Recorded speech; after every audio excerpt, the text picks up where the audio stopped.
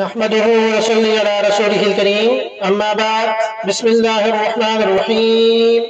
عبداللہ بن عباس رضی اللہ عنہ سے روایت ہے کہ نبی اکرم صلی اللہ علیہ وسلم نے فرمایا ایسا کوئی دن نہیں کہ جس میں نیک عمل کرنا اللہ کے نزدیک ان 10 دنوں میں یعنی ذی الحجہ کے پہلے 10 سے زیادہ محبوب ہو۔ صحابہ رضی اللہ عنہم نے عرض کیا یا رسول اللہ صلی اللہ علیہ وسلم کیا ان ایام کے علاوہ دوسرے دنوں میں اللہ کی راہ میں جہاد کرنا بھی ان دنوں کے نیک اعمال کے برابر نہیں ہے؟ فرمایا جہاد فی سبیل اللہ بھی نہیں، ہاں اس شخص کا جہاد جو اپنی جان و مال کے ساتھ اللہ کی راہ میں لڑنے کے لیے نکلے اور پھر واپس نہ ہو، وہ ان دنوں کے نیک اعمال سے زیادہ افضل ہے۔ بخاری شریف کی حدیث نمبر 969 میں اس کو جو روایت کیا گیا ہے۔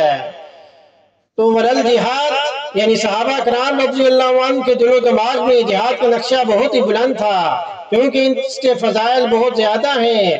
اس لیے شبہ ہوا کہ کیا جہاد سے بھی 10 کے اعمال اونچی ہیں؟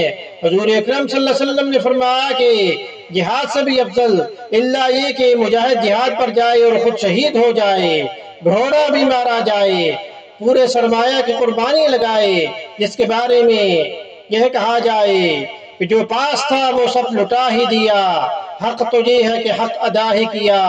بعض دفعہ اللہ تعالی قلیل عمل پر کثیر ثواب عطا کرتا ہے، یہ جزئی فضیلت ہوتی ہے۔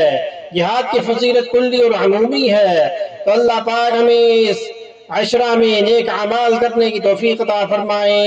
وما علینا الا البلاغ المبین۔